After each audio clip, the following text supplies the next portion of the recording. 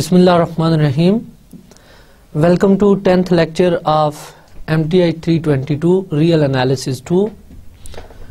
Dear students, आज के lecture में हम कुछ इम्पॉर्टेंट थ्योरम देखेंगे अबाउट यूनिफॉर्म कन्वर्जेंस.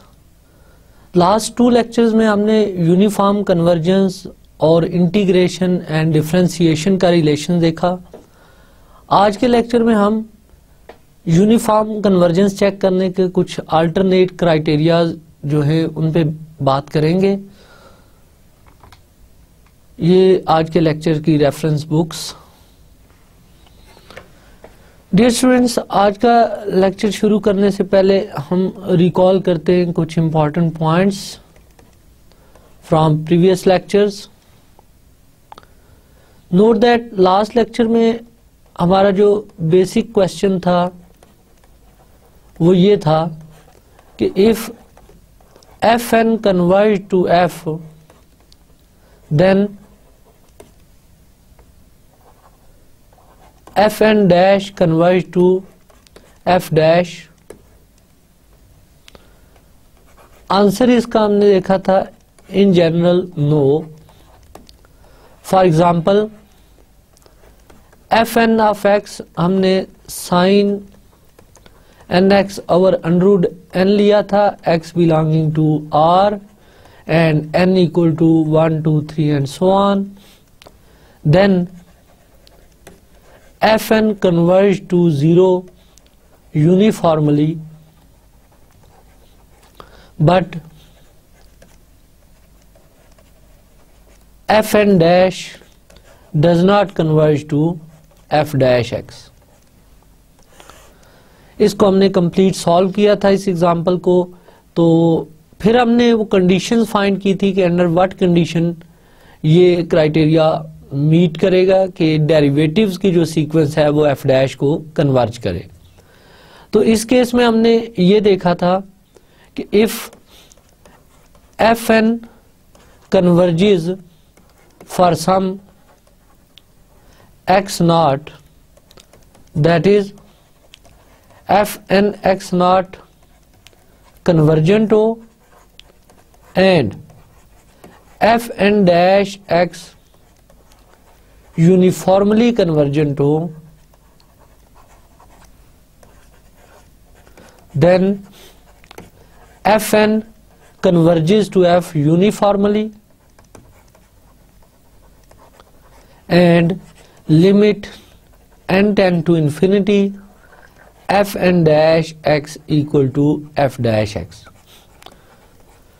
तो इस केस में यानी डेरिवेटिव्स की सीक्वेंस यूनिफॉर्मली कन्वर्जेंट हो और एफ एन कन्वर्जेंट हो for some point x not, तो इस केस में एफ एन यूनिफॉर्मली कन्वर्जेंट भी होती है और इस केस में f n dash x f dash को कन्वर्ज कर जाता है. ये तो थे प्रीवियस लेक्चर की रिवीजन. डियर स्टूडेंट्स, जस्ट हम कुछ पॉइंट्स रिकॉल करते हैं फ्रॉम टोपोलॉजी.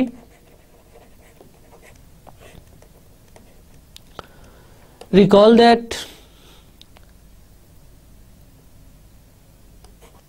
एक्स ट्रांसपोज एक टोपोलॉजिकल स्पेस है.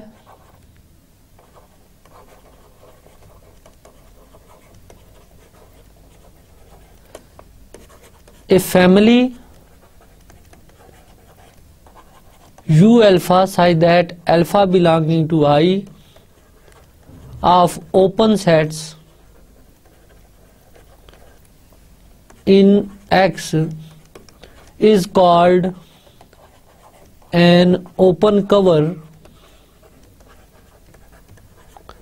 for X if X equal to union U alpha alpha belonging to I. That is, this family, let me call it A covers X and compact space की definition थी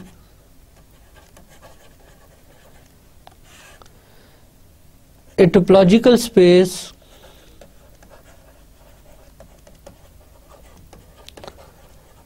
X star is said to be compact if every open cover has a finite subcover.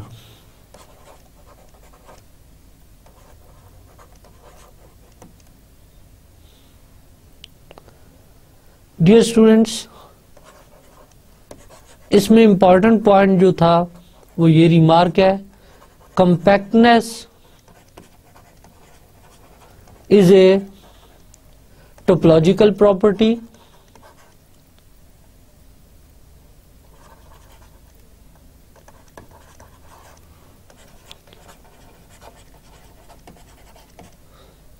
that is continuous image of a compact space is compact.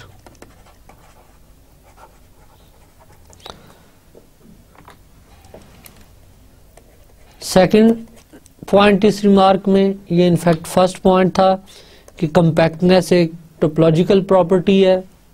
Second point,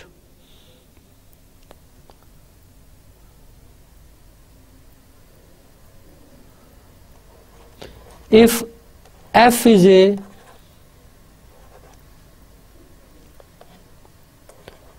continuous function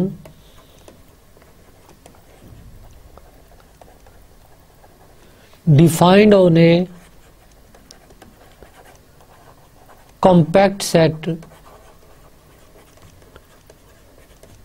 K, then f is uniformly continuous.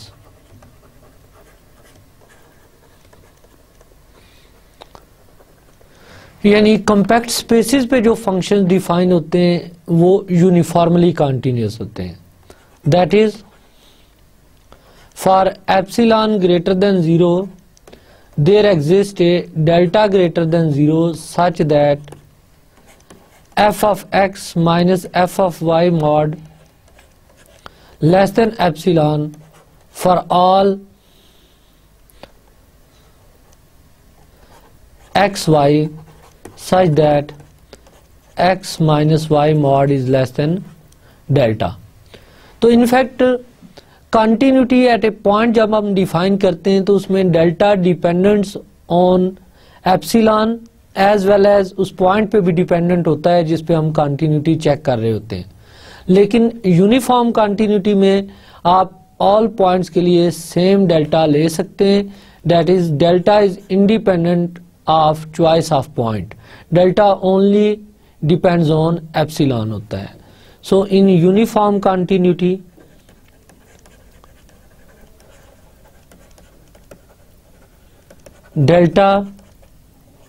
delta depends only on epsilon, not on point. तो compact spaces पे जो continuous function होते हैं वो uniformly continuous होते हैं. Third, closed and bounded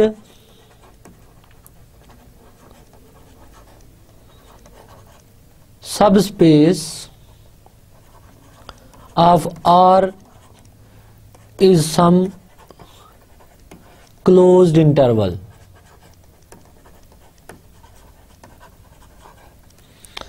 And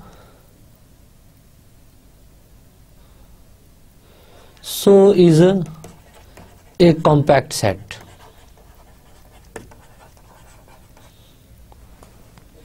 Because closed and bounded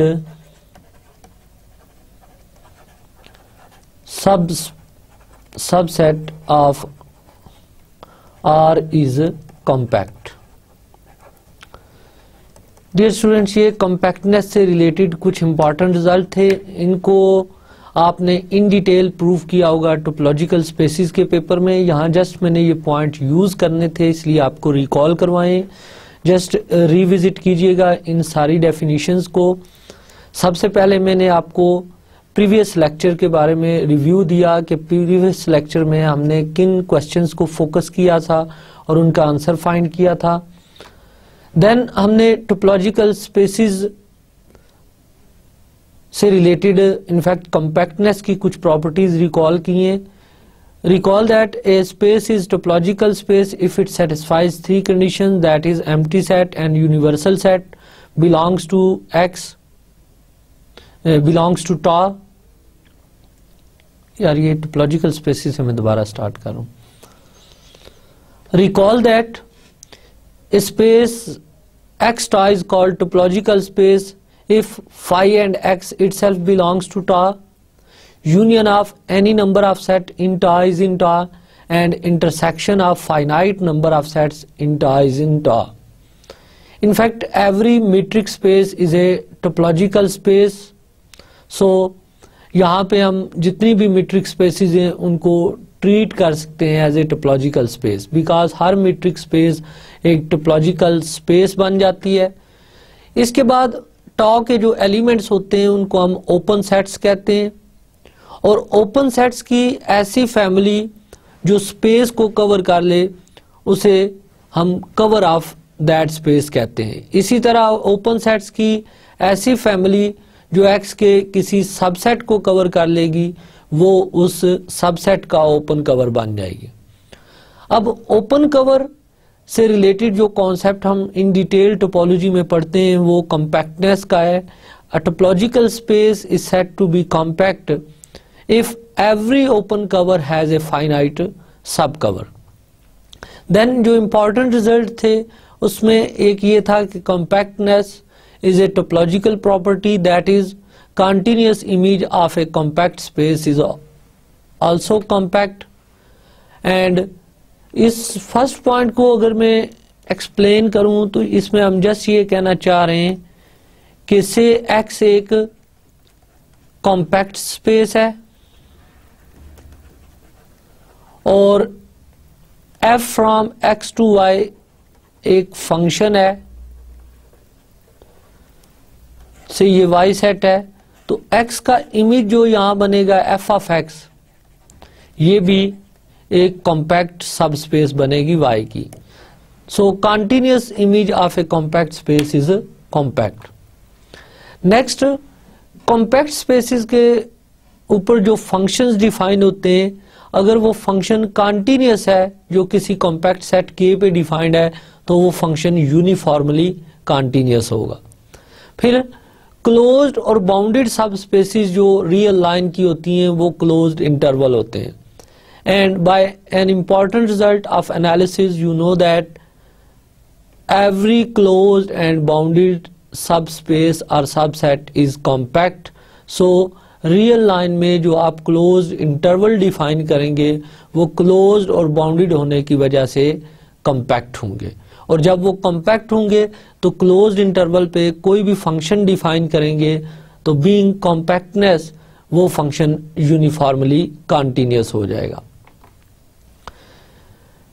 dear students, in fact जैसे मैंने स्टार्ट में बताया कि आज के लेक्चर में हम जो इम्पोर्टेंट पॉइंट्स डिस्कस करेंगे उसमें यूनिफॉर्म कन्वर्जेंस से रिलेटेड कुछ क्राइटेरियाज हैं।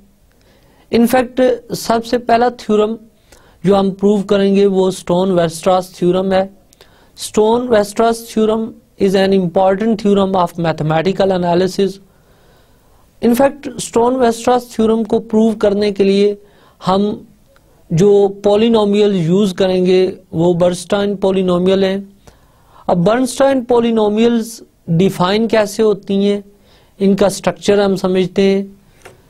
सो बर्नस्टाइन पॉलिनोमियल्स में पी एन के से इन्हें हम डिनोट करते हैं, and this is n c k x to the power k into 1 minus x to the power n minus k, where k is equal to 0, 1, 2, 3 and so on n, and n belonging to set of natural numbers. Dear students, note करें कि बर्नस्टाइन polynomial जो हम define कर रहे हैं ये binomial coefficient से related है। इनफैक्ट NCR आप जानते हैं ये n factorial over r factorial into n minus r factorial के इक्वल होता है with important properties NC0 and NCN both are 1 and a plus b to the power n, this is equal to NC0 a power n b power 0 plus NC1 a power n minus 1 b power 1 plus so on NCN a power 0 and b power n. In fact ये summation a plus b whole to the power n के equal है। तो बर्नस्टाइन polynomial जो हैं P n के हम इनको इस वे में डिफाइन करते हैं N c k x power k 1 minus x to the power n minus k. अब इसकी कुछ प्रॉपर्टीज हम देखते हैं। सबसे पहले summation k varies from 0 to से एन पी एन के, इनका सम किसके इक्वल होता है। So this is summation k varies from 0 to n c k x to the power k 1 minus x to the power n minus k। So आप इस summation को अगर expand करें, so this is NC0 x power 0 1 minus x to the power n plus NC1 x power 1 1 minus x to the power n minus 1 plus so on plus NCN x to the power n 1 minus x to the power 0। तो ये exactly a plus b power n की expansion है। so this is equal to 1 minus x plus x to the power n, this is equal to 1 power n क्योंकि n natural number है। So this is equal to 1. This implies summation k varies from 0 to n p n k is equal to 1. ये first property इसकी। Second property हम देखते हैं कि summation k varies from 0 to n k times p n k ये किसके equal होगा। In fact k varies from 0 to n k times p and k is equal to k varies from 0 to n k times n c k x power k 1 minus x to the power n minus k। This is equal to summation k varies from 0 to n k into n factorial divided by k factorial into n minus k factorial x to the power k 1 minus x to the power n minus k। This is equal to summation k varies from 0 to n k n factorial की expansion हम consider करें n into n minus 1 factorial divided by k into k minus 1 factorial into n minus k factorial into x power 1 x power k minus 1 1 minus x raised to power n minus k। This is equal to, अब ये n और ये x independent of summation है, sign of summation से बाहर ले आए, k से कैंसल आउट हो जाएगा, k varies from 0 to n, so n minus 1 c k minus 1 x power k minus 1 1 minus x raised to power n minus k। Dear students यहाँ पे note करें कि ये k की वेरिएशन 1 से स्टार्ट होगी बिकॉज -1 फैक्टोरियल अनडिफाइंड है, सो k की वेरिएशन अब 1 से स्टार्ट होगी। सो आप नोट करें कि अगर हम k-1 को सब्स्टिट्यूट कर लें as a y, let k minus 1 is equal to y. This implies k is equal to 1 plus y. If k is equal to 1, then y is equal to 0, and if k is equal to n, then y is equal to n minus 1. So this summation reduces to y varies from 0 to n minus 1, n minus 1 cy, x to the power y 1 minus x to the power n minus 1 minus y. So this is equal to nx into 1 minus x plus x to the power n minus 1. This is again 1. So this implies summation k varies from 0 to n, k times p n k is equal to nx. ये इसकी second property थी Bernstein polynomial की. Third property, अब हम देखते हैं summation k varies from 0 to n, k square p n k किसके इक्वल है. This is equal to summation k varies from 0 to n, k into k minus 1 plus k into p n k. Note करें कि यहाँ पे k square को मैंने linear factors के प्रोडक्ट में ब्रेक किया है. So this is k square minus k plus k, ये k स्क्वायर ही टर्म बनती है. So this is equal to summation k varies from 0 to n, k into k minus 1 p n k plus summation k varies from 0 to n, k times p n k. Dear students, इसको हमने previous slides पे simplify किया है. So this is n x, और ये term again हमें यहाँ पे सिंप्लीफाई करनी पड़ेगी. So k varies from 0 to n, k minus 1 into p n k की वैल्यू पुट करें विच is n c k x power k 1 minus x to the power n minus के.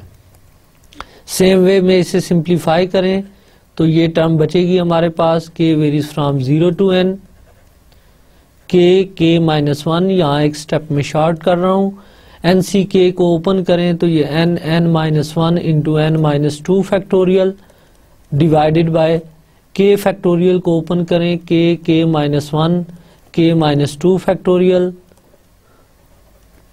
Into n minus k factorial x to the power 2 x power k minus 2 into 1 minus x to the power n minus k plus nx.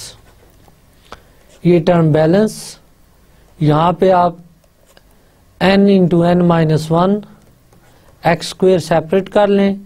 Remaining term summation k varies from 2 to n minus 2 c k minus 2 x power k minus 2 1 minus x to the power n minus k plus nx. Again आप k minus 2 को as a y substitute करें तो ये n into n minus 1 x square into x minus 1 minus x plus x to the power n minus 2 आएगा plus nx. This is equal to n minus 1 x square plus nx. ये summation k varies from 0 to n, k square p n k की value आ गई. Dear students, अब fourth property इसकी हम देखते हैं. Summation k varies from 0 to n, n x minus k whole square p n k. This is equal to summation k varies from 0 to n, n square x square plus k square minus 2n k x into p n k. This is equal to summation k varies from 0 to n square x square outside summation ले p n k plus summation k varies from 0 to n k square p n k minus 2 n x outside summation k varies from 0 to n k p n k। In fact ये value इसलिए मैंने पहले find की है n square x square into 1 plus इस summation की value हमने last slide पे ये फाइंड की है n into n minus 1 x square plus n x और माइनस 2 एन एक्स और इसकी वैल्यू हमने एन एक्स फाइंड की है। This is equal to n square x square plus n square x square minus n x square plus n x minus 2 n square x square. ये दोनों term इस term से cancel out, so this is n x minus n x square, n x common लें inside 1 minus x, so summation k varies from 0 to n n x minus k whole square p n k, ये इस term के इक्वल है। Dear students, यहाँ तक आप इसको रिकॉल करें। डियर स्टूडेंट्स, जैसे मैंने आपको शुरू में बताया कि हम स्टोन-वेरस्ट्रास थ्योरम के प्रूफ के लिए बर्नस्टाइन पॉलिनोमियल यूज करेंगे। अब बर्नस्टाइन पॉलिनोमियल जो है ये एक पर्टिकुलर वे में डिफाइन होती हैं using binomial coefficients. So p n k Bernstein polynomial of degree n in x है और इसकी डेफिनेशन है N c k x power k 1 minus x to the power n minus k. First of all हम ये देखना चाह रहे थे कि अगर इनको 0 टू n ऐड किया जाए तो सम क्या आता है, तो वो हमने देखा कि 1 के इक्वल है। देन हमने देखा कि अगर k से मल्टीप्लाई करके इनको सम अप किया जाए तो ये एक पोलिनोमियल ऑफ डिग्री 1 बनती है। इसी तरह अगर k स्क्वायर से मल्टीप्लाई करके आप ऐड करें तो ये एक पोलिनोमियल ऑफ डिग्री 2 बन गई। सिमिलरली इसके बाद मैंने general expression summation k varies from 0 to n n x minus k whole square p n k का निकाला which is n x into 1 minus x. Dear students, यहाँ पे हम x इंटू 1 माइनस एक्स को less or equal to 1/4 लेते हैं। अब ये आपने रीजन सोचनी है कि क्यों ऐसा हम करते हैं। इसको अगर ग्रेटर देन 1/4 लें तो फिर क्या अफेक्ट होगा इसका। अब बर्नस्टाइन ने जो मेथड फॉलो किया स्टोन-वेरस्ट्रास थ्योरम को प्रूव करने के लिए, हम उस प्रोसीजर को फॉलो करेंगे। If f is a continuous function on 0 1 then there exists a sequence fn of polynomial converging uniformly to f on 0 1। Dear students, previous slides में एक कॉन्सेप्ट और देख लीजिएगा। if f is a continuous function then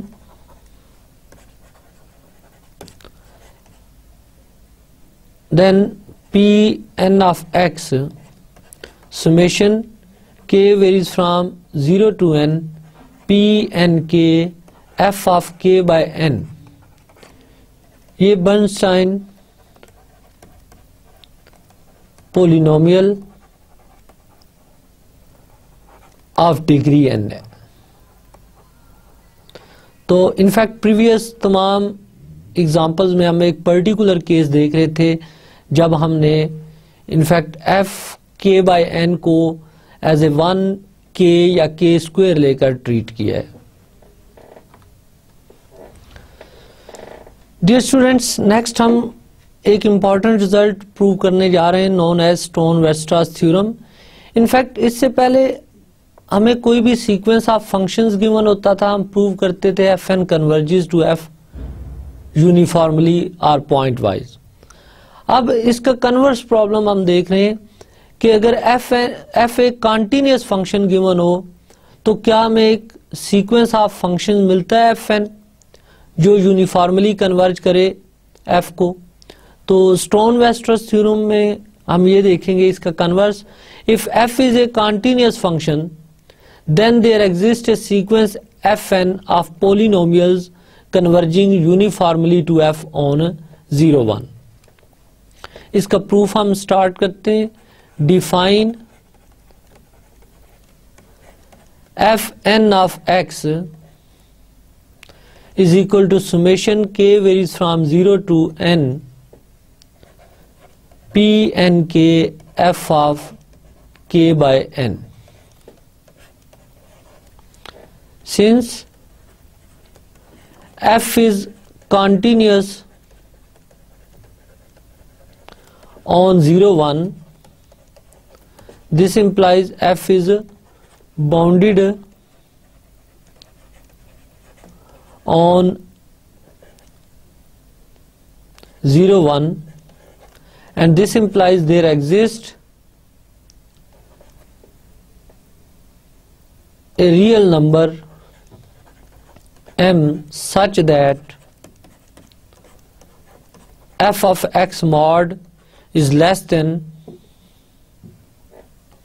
m by 2 for all x belongs to 0 1.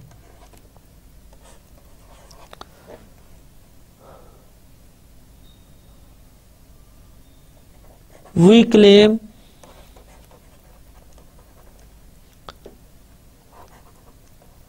Fn converges to F uniformly on 0 1. For this, let epsilon is greater than 0, as f is continuous on 0 1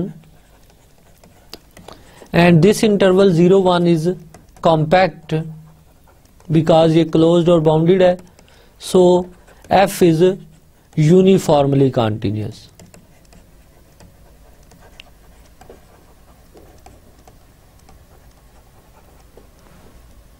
And this implies for epsilon greater than 0 there exists a delta greater than 0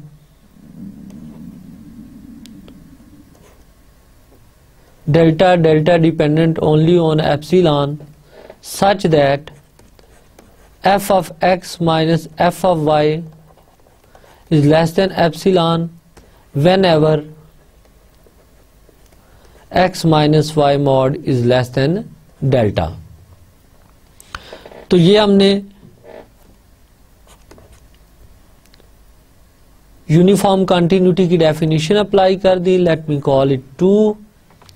इससे previous जो relations हमारे पास क्योंकि 2 है सो इसको हम 3 कर लेते हैं। Now consider f of x minus f n of x. अगर हम ये शो कर दें कि this term is less than epsilon for all n greater or equal to some integer n naught, तो यूनिफॉर्म कन्वर्जेंस की डेफिनेशन कंप्लीट हो जाएगी। तो एफ एन कन्वर्ज करेगा यूनिफॉर्मली टू एफ। सो इसको अचीव करने के लिए हम सबसे पहले तो एफ एन ऑफ एक्स की वैल्यू पुट करते हैं which is k varies from 0 to n p n k f of k by n. Dear students note that ये जो फर्स्ट टर्म है इसको हम रीराइट कर सकते हैं k varies from 0 to n p n k, because ये summation 1 के इक्वल है। सो 1 को हमने रिप्लेस कर लिया है इस टर्म से। Minus summation k varies from 0 to n p n k f of k by n. अब summation k varies from 0 to n p and k common लें inside f of x minus f of k by n। Mod triangle inequality लगाएं summation k varies from 0 to n, p n k mod into mod of f of x minus f of k by n. And this is in fact less or equal to summation 1 p n k mod into f of x minus f of k by n plus summation of 2 p n k into mod of f of x minus f of k by n, where summation 1 is taken over those values for which x minus k by n mod less than delta, and summation 2 is taken over those terms for which x minus k by n is greater or equal to delta. Dear students, आप note करें कि in total terms को हमने break कर लिया है to summations में. Definitely कुछ टर्म्स ऐसी होंगी जिसमें x minus k by n का मॉड डेल्टा से लेस होगा, और कुछ टर्म ऐसी होंगी जिसमें x minus k by n का मॉड ग्रेटर और इक्वल टू डेल्टा होगा. सो समेशन 1 उन तमाम टर्म्स को रिप्रेजेंट कर रहा है जिसमें x और k बाय एन का डिफरेंस लेस देन डेल्टा है, और समेशन 2 उन टर्म्स में जिसमें x और k बाय n का डिफरेंस ग्रेटर और इक्वल टू डेल्टा है. अब नोट करें कि ये जो फर्स्ट समेशन है इसमें हम f of x minus k by N, क्योंकि x और k बाय n का मॉड जो है ये लेस देन डेल्टा है और f यूनिफॉर्मली कॉन्टिन्यूस है, so f of x minus k by n mod को हम लेस देन एप्सिलॉन बाय 2 ले सकते हैं यूजिंग 3. सो इस लास्ट इनइक्वालिटी को अगर हम 4 कह लें, 4 implies that f of x minus f n of x is equal to, is in fact less than epsilon by 2 into summation 1 p n k, because p n k positive है, plus summation 2 is p n k into f of x minus f of k by n, p n k mod into mod of f of x minus f of k by n, and this is in fact less or equal to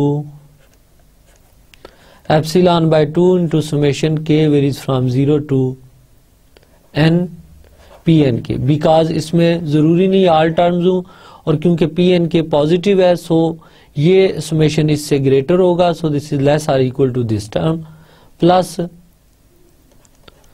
summation over 2 p n k into mod of f of x minus f of k by n.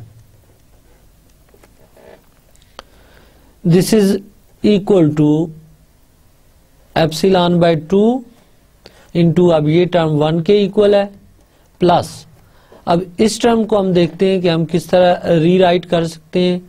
Dear students, note करें कि यहाँ P n के साथ coefficient 1 है, सो इसको भी अगर हम लेस और इक्वल फॉर्म से कंपेयर करें तो k varies from 0 to n p n k into mod of f of x minus f of k by n लिख सकते हैं. सेम रीज़न जो फर्स्ट समेशन में हमने दिया है वही रीज़न यहाँ पे है. अब इसके बाद ये जो वन टाइम पी एन है, अब नोट करें कि ये इस तरह की टर्म्स थी जिसमें x minus k by n mod greater or equal to delta है। इनफैक्ट अगर हम यहाँ तक अभी इसको समेशन 2 पे चलाएं और इसके बाद रिप्लेस करें तो आई थिंक इट्स बेटर। सो इसको समेशन ओवर 2 चलाएं, क्योंकि समेशन 2 में x minus k by n का mod greater or equal to delta है। अब नोट करें कि x minus k by n का मॉड का स्क्वायर लें तो greater or equal to delta square. So n x minus k whole square divided by n square is greater or equal to delta square.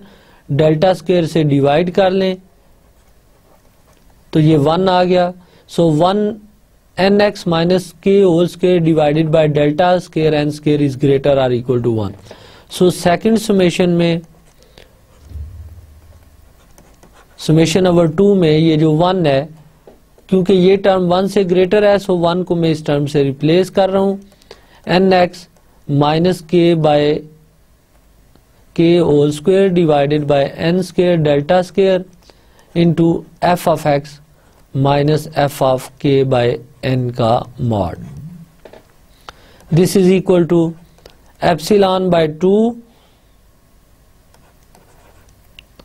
Plus, अब इसको आप अगर replace करते हैं summation k varies from 0 to n से, तो ये less or equal sign आ जाएगा। So this is 1 by n square delta square into n x minus k whole square, और इनफैक्ट इसके साथ ये टर्म भी आएगी p n k into mod of f of x minus f of k by N.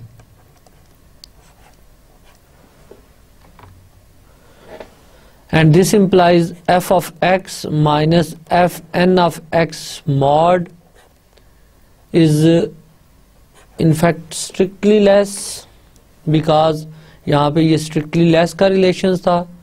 epsilon by 2 plus 1 by n square delta square into ये remaining terms जो हैं इनको हम फर्दर लिख सकते हैं।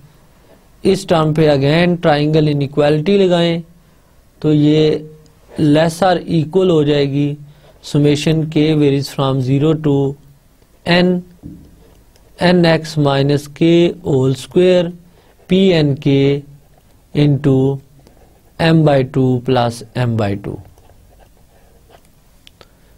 This is less than or equal to epsilon by 2 plus m over n square delta square.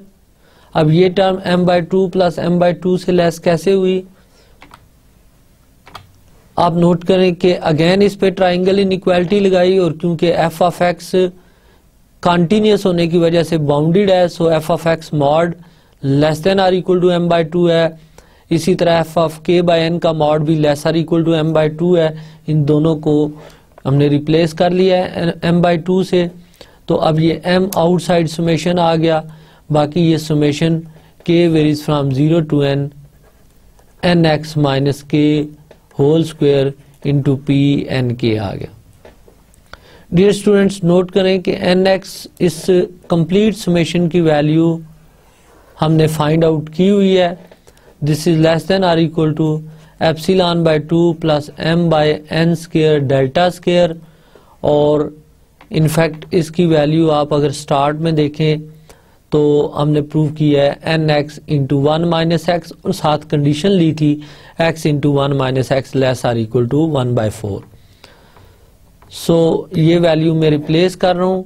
This is n x into 1 minus x, and ये term क्योंकि less or equal to 1 by 4 है, so this is less than or equal to epsilon by 2 plus m by एक n, ये cancel out हो गया है, n delta square और ये 4। अब नोट करें कि अगर हम if we choose n naught such that m by 4 n delta square is less than epsilon by 2 for all n greater or equal to n naught, then f of x minus fn of x mod less than epsilon by 2 plus epsilon by 2, which is equal to epsilon for all n greater or equal to n naught, and this implies Fn converges to F uniformly.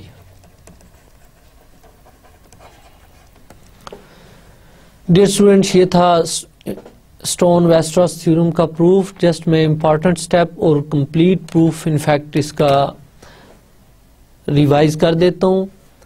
Stone Weierstrass theorem की मैंने importance बताई कि in fact अब हमने continuous function लेकर एक sequence of functions find करना था जो यूनिफॉर्मली कन्वर्ज करे उस कंटिन्यूअस फंक्शन को. इसके लिए बर्नस्टाइन मेथड हमने फॉलो किया. बर्नस्टाइन पोलिनोमियल्स डिफाइन की कि एफ अगर एक कंटिन्यूअस फंक्शन हो तो f n of x summation k varies from 0 to n p n k f of k by n. ये एक पोलिनोमियल ऑफ डिग्री n बनती है which is called Bernstein polynomial. तो f क्योंकि कंटिन्यूअस है 0-1 पे, 0-1 क्लोज्ड और बाउंडेड होने की वजह से कॉम्पैक्ट है, it means f uniformly continuous है.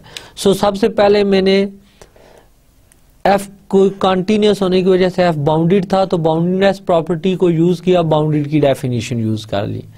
देन इसके बाद मैंने यूनिफॉर्म कंटिन्यूटी की डेफिनेशन अप्लाई की तो ये डेल्टा इंडिपेंडेंट ऑफ पॉइंट्स हमें मिल गया. इसके बाद प्रूफ के फाइनल स्टेप की तरफ आए. हमने f of x minus f n of x mod को लेस देन एप्सिलॉन शो करना है for all n greater or equal to n naught. तो सबसे पहले हमने 1 को रिप्लेस किया विद दिस समेशन और उसके बाद समेशन टर्म कॉमन ली और इस टोटल टर्म को स्प्लिट किया 2 टर्म्स पे. यहाँ पे सिग्मा 1 हमने उन टर्म्स पे समेशन लिया जिसमें x minus k by n mod less than delta है और सिग्मा 2 उन टर्म्स पे समेशन लिया जिसमें x minus k by n mod greater or equal to delta है. देन हमने ये वैल्यूज रिप्लेस की और कुछ सिंप्लीफाइड रिजल्ट निकाले. अब x minus k by n mod square greater or equal to delta है तो इस टर्म की वैल्यू हम पहले से कैलकुलेट कर चुके थे. इस वैल्यू को रिप्लेस किया और एंड पे हमने देखा कि अगर m/4n डेल्टा स्क्वायर को हम लेस देन एप्सिलॉन बाय 2 लें और यहाँ से आप नोट करें कि n नॉट फाइंड आउट करना डिफिकल्ट नहीं है, जस्ट n आप greater or equal to this term ले लेंगे which is m/2 delta square into epsilon. तो उसको एज ए n नॉट सर्व करें any integer greater than this number तो यूनिफॉर्म कन्वर्जेंस की डेफिनेशन कंप्लीट हो जाती है. So this sequence of Bernstein polynomial converges uniformly to f. I hope so कि आपको इसका प्रूफ क्लियर हो गया होगा. डियर स्टूडेंट्स, नेक्स्ट हम एक डिफिनीशन देखते हैं जो नेक्स्ट थ्योरम में हमने यूज करनी है. यूनिफॉर्मली बाउंडेड की डेफिनेशन. यूनिफॉर्मली बाउंडेड इस sequence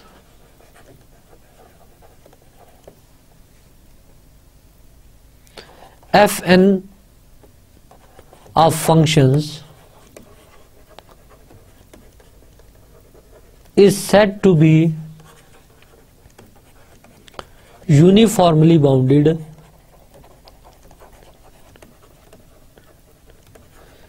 if there exists a positive real number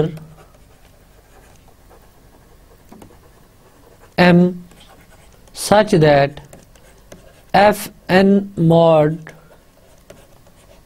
is less than m for all n. That is, ये जो सीक्वेंस ऑफ फंक्शंस है ये फॉर ऑल x के लिए और फॉर ऑल n के लिए अगर हमें एक पॉजिटिव रियल नंबर m मिल जाए जो इस कंडीशन को सेटिस्फाई करे तो फिर हम fn को यूनिफॉर्मली बाउंडेड कहेंगे. डियर स्टूडेंट्स, नोट दैट कि इससे पहले यूनिफॉर्म कन्वर्जेंस का हमने एक स्ट्रॉन्ग क्राइटेरिया किया था, वेस्टरस टेस्ट, जो इनफैक्ट सीरीज ऑफ फंक्शंस को लिंक करता था with A series of constant, dominating series of constant. और अगर वो डोमिनेटिंग सीरीज ऑफ कांस्टेंट जो है वो कन्वर्जेंट हो तो हम कहते थे सीक्वेंस की जो सीरीज जो यार यहां से मैं दोबारा स्टार्ट करना, तो हम कहते थे कि वो जो सीरीज ऑफ फंक्शंस है वो यूनिफॉर्मली कन्वर्जेंट होती है। अब वर्स्ट्रास एम टेस्ट के बाद नेक्स्ट टेस्ट हम यूनिफॉर्म कन्वर्जेंस से रिलेटेड जो कर रहे हैं इंपॉर्टेंट टेस्ट, वो है एबल्स थ्योरम। ये एबल्स थ्योरम आपको इनफैक्ट सीरीज की यूनिफॉर्म कन्वर्जेंस की गारंटी देगा under certain condition. A series summation n f n g n is uniformly convergent on some set k subset of R if summation f n is uniformly convergent on k. The sequence gn is uniformly bounded on k and gn sequence is monotonic for every x belonging to k. तो in fact अगर ये तीन condition satisfied हो जाएं तो ये जो f n और जी एन के प्रोडक्ट से सीरीज बनती है ये यूनिफॉर्मली कन्वर्जेंट है। कंडीशन अगेन नोट करें कि summation f n uniformly convergent हो, g n uniformly bounded sequence हो और g n of x monotonic हो for every x belonging to k. इसका प्रूव हम देखते हैं। Since g n is uniformly bounded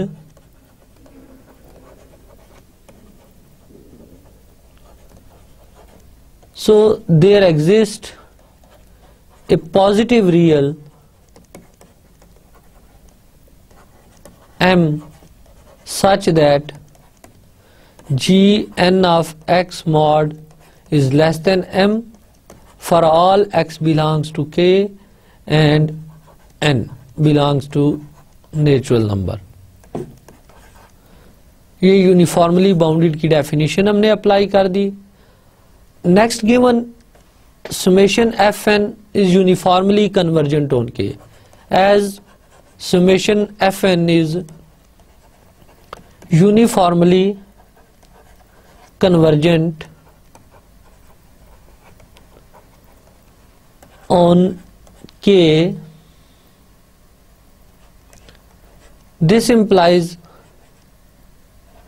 Sn is uniformly convergent where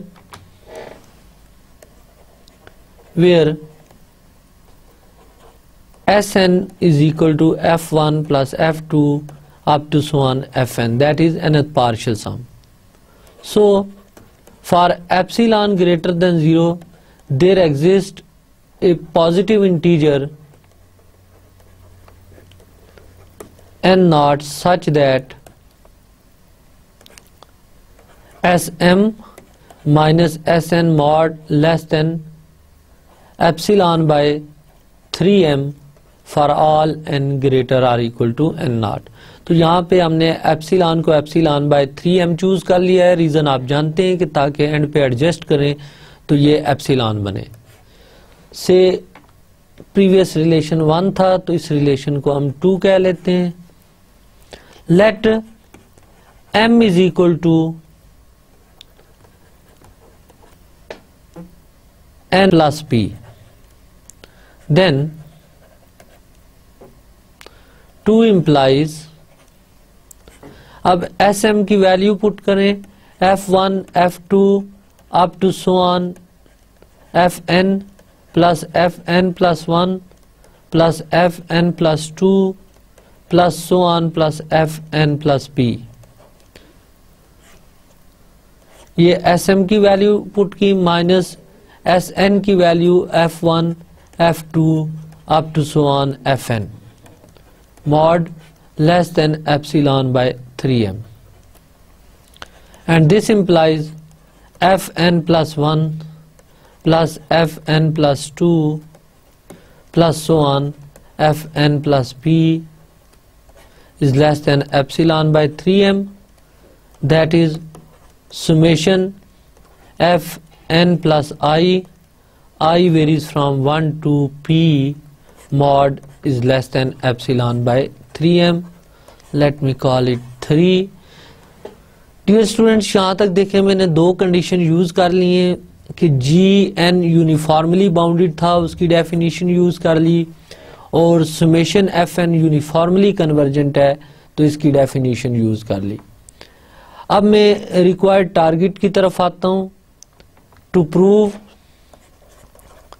prove summation f n g n is uniformly convergent.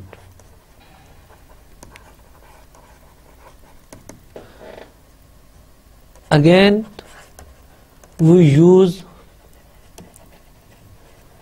Cauchy theorem, Cauchy's criteria to prove this. So consider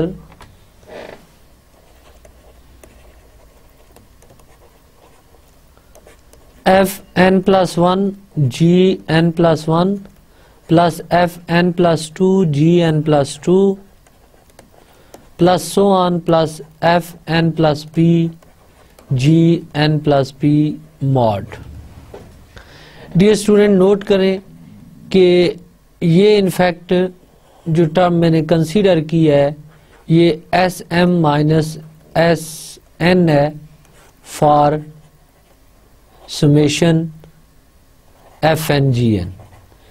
इस series के जो nth partial sum हैं उनकी two different terms का difference है, s m और s n का। So ये जस्ट यूज किया गया है। So this is equal to f n plus 1 g n plus 1 plus f n plus 1 plus f n plus 2 g n plus 2 plus so on plus f n plus 1 plus f n plus 2 plus so on plus f n plus p g n plus p minus. Dear student, note करें कि मैंने in fact कौन कौन सी term add कर ली है ताकि वो term subtract भी हों। तो f n plus 1 g n plus 1 यहाँ एग्जिस्ट कर रही है, ये टर्म एज इट इज लिखी।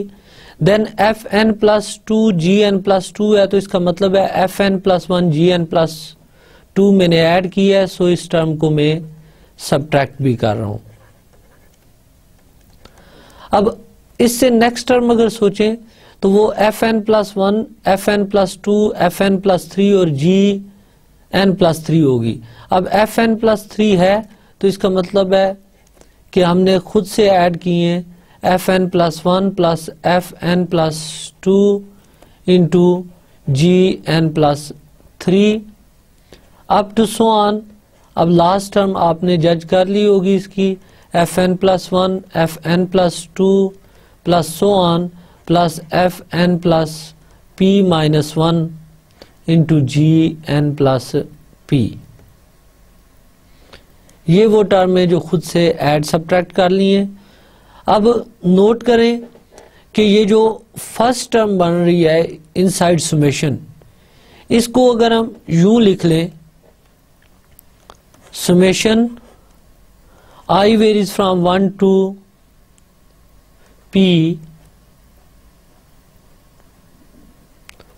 S n i g n plus i minus summation i varies from 1 to p s n i minus 1 g n plus i, where s n i is equal to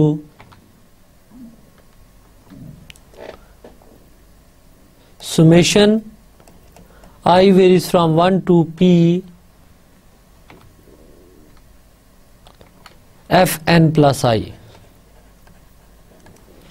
तो आप note करें कि इस case में and s n of 0 is 0 इन two assumption के under आप इस फर्स्ट सीरीज को सोचिएगा कि इस फर्स्ट सीरीज में एस एन ऑफ 1 क्या बनता है, क्योंकि आपने एस एन ऑफ पी को ये टर्म लिया है, तो एस एन ऑफ पी अगर हम ये टर्म लें तो पी को अगर आप 1 रखें तो एस एन ऑफ 1, पी को क्योंकि 1 रखा तो ये एफ एन प्लस 1 है जो ये टर्म है। सो जब आपने आई को 1 पुट किया तो ये s n 1 multiplied with g n plus 1 है जो इस टर्म को रिप्रेजेंट कर रहा है। अब नोट करें जब p को 2 रखेंगे एस एन 2 तो ये f n plus 1 plus f n plus 2 ये इस टर्म को रिप्रेजेंट करेगा एस एन 2 को, और साथ आई को जब आप 2 ले रहे हैं तो ये जी एन प्लस 2 के इक्वल है। इसी तरह ये वाला समेशन लिखा गया है। अब नेक्स्ट हम इन दोनों टर्म्स को फर्दर सिंप्लीफाई करते हैं। डियर स्टूडेंट्स, ये जो राइट साइड पे सेकंड टर्म है इसमें अगर हम आई को रिप्लेस कर लें विद आई प्लस 1 तो फिर ये टर्म किस फॉर्म में आ जाएगी। सो लेफ्ट साइड को मैं सिग्मा नोटेशन में लिख रहा हूं। Late me call it number 4. So we can write 4 implies summation f of n plus I g of n plus I varies from 1 to p। ये left side आ गई इसकी। अब राइट साइड को देखते हैं। Right side summation mod of summation I varies from 1 to p s n I g n plus I, ये first term होगी, minus I varies from 0 to p minus 1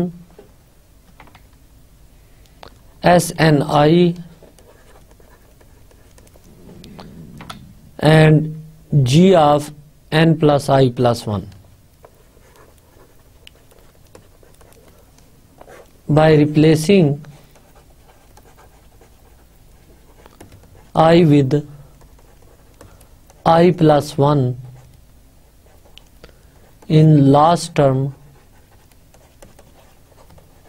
on right hand side of 4. So अब यहाँ पे problem ये है कि आप note करें कि अगर I को 0 पुट करते हैं तो ये एस एन 0 है विच इज 0। सो ये टर्म इफेक्टिव है I इक्वल टू 1 के लिए। सो इसमें जस्ट एक स्टेप में शॉर्ट कर रहा हूं कि अगर आप I को P पुट कर लें तो s n p g n plus p plus summation I varies from 1 to P minus 1 s n i g n plus i है। ये इस टर्म को ब्रेक किया गया है, minus summation I varies from 1 to P minus 1 s n i g n plus i plus 1 mod, and this is equal to SNP GN plus P plus summation I varies from 1 to P minus 1 SNI into GN plus I minus GN plus I plus 1। अब mod की triangle inequality लगाएं। This is less or equal to SNP mod of gn plus p plus summation I varies from 1 to p minus 1 SNI mod into mod of gn plus I minus gn plus I plus 1। अब note करें कि relation 3 जो था, relation 3 में इस term को हमने denote किया हुआ है SNP से। So SNP mod is less than epsilon by 3m. So SNP mod this term is less than epsilon by 3m using 3, and this is less than or equal to m plus SNI mod is less than epsilon by 3m into 2m using 1, 2 and 3 with GI monotonic. So इसको आप cancel out करें तो this is equal to epsilon, and this implies summation fn gn is uniformly convergent. Dear students, ये important criteria Abel's theorem में इसको revisit कर रहा हूँ, इसके प्रूफ को वो स्टार्ट से जरा स्टेप्स दोबारा देखिएगा कि हमने इसको कैसे प्रूव किया. 3 conditions given है. summation fn uniformly convergent on set k है, sequence gn uniformly bounded on k है और gn monotonic है. इन 3 कंडीशंस के अंदर हमने शो ये करना है कि summation fn gn uniformly convergent on के है. क्योंकि gn यूनिफॉर्मली बाउंडेड है तो यूनिफॉर्मली बाउंडेड की डेफिनेशन हमने यूज कर ली. यूनिफॉर्मली बाउंडेड की डेफिनेशन यूज करने के बाद summation fn यूनिफॉर्मली कन्वर्जेंट है तो सीरीज यूनिफॉर्मली कन्वर्जेंट है तो means sequence of partial sum uniformly convergent है. सो हमने सीक्वेंस ऑफ पार्शियल सम बनाया और काशी क्राइटेरिया यूज कर लिया. इसके बाद हमने प्रोडक्ट टर्म को शो करना है कि product term is uniformly convergent. But उससे पहले मैंने इसको एक पर्टिकुलर शेप में लिख लिया कि m को एज्यूम कर लिया n plus p and then m को n प्लस p लेकर जब मैंने इसको सिंप्लीफाई किया तो summation f n plus 1 up to so on f n plus p mod less than epsilon by 3m आ गया. सो इस टर्म को हमने later on s n p से डिनोट किया. सो आप यहाँ से ऑब्जर्व करें 3 से कि s n p mod less than epsilon by 3m है. अब इस प्रोडक्ट सीरीज को हमने यूनिफॉर्मली कन्वर्जेंट शो करना है. सो यहाँ पे मैं काशी क्राइटेरिया यूज करूंगा तो मैंने प्रोडक्ट टर्म का nth पार्शियल सम कंसीडर कर लिया. अब इसमें ट्रिक जस्ट ये यूज की कि कुछ टर्म्स ऐड और सब्ट्रैक्ट कर ली. ऐड और सब्ट्रैक्ट करने के बाद ये जो फर्स्ट टर्म है जो मैं अंडरलाइन कर रहा हूँ यहाँ पे, ये term summation i varies from 1 to p s n i g n plus i के इक्वल है. अगर एस एन पी हम इस टर्म को डिनोट कर लें, यहाँ पे एस एन 0 के इक्वल है. देन जो राइट हैंड साइड पे सेकंड सीरीज थी इसमें मैंने रिप्लेस कर लिया i को विद i प्लस 1 तो सीरीज इस शेप में आ गई. और उसके बाद मैंने फर्स्ट सीरीज में से फाइनाइट सीरीज में i को p पुट करके एक टर्म सेपरेट कर लिया और i 1 to p minus 1 term as it is लिख ली है. देन यहाँ पे सुमेशन साइन कॉमन और एस एन आई कॉमन लेकर हमने इस टर्म को सिंप्लीफाई किया. अब ट्राइंगल इनइक्वालिटी यूज की और रिलेशन 1 को यूज किया तो हमारे पास g n plus p mod less than m आ गया. रिलेशन 2 को यूज किया तो एप्सिलॉन बाय 3m आ गया. एंड देन अगेन इस टर्म पे आप ट्राइंगल इनइक्वालिटी लगाओ तो ये less or equal to g n plus i mod plus g n plus i plus 1 mod, both are less than m, so this is m plus m which is 2m. ये cancellation के बाद Cauchy criteria की condition satisfied होगी. So summation f n g n uniformly convergent है. Dear students, ये था हमारा आज का लेक्चर. आज के लेक्चर में हमने 2 इंपॉर्टेंट थ्योरम्स देखे. First one is Stone Weierstrass theorem which is cornerstone of mathematical analysis, जिसमें यूनिफॉर्म कन्वर्जेंस से रिलेटेड हमने रिजल्ट किया कि अगर एफ एक कॉन्टिन्यूस फंक्शन हो तो हमें एक सीक्वेंस ऑफ पोलिनोमियल मिल जाता है which converge uniformly to that function. In fact हमने जो प्रूफ फॉलो किया वो बर्नस्टाइन पोलिनोमियल बेस्ड था. सो सबसे पहले आज के लेक्चर में हमने बर्नस्टाइन पोलिनोमियल्स डिफाइन की और उनकी कुछ इंपॉर्टेंट प्रॉपर्टीज जो हमें जरूरत थी वो हमने डिराइव की. देन हमने स्टोन वेस्ट्रॉस थ्योरम को स्टेट और प्रूव किया. एट द एंड हमने एबल्स थ्योरम प्रूव किया. एबल्स थ्योरम में इनफैक्ट अंडर एफ और जी पे कुछ कंडीशंस गिवन है. Under certain condition product series की कन्वर्जेंस हमने डिराइव की.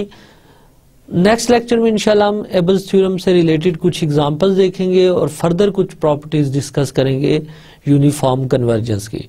टिल देन अपना ख्याल रखिएगा। अल्लाह हाफिज।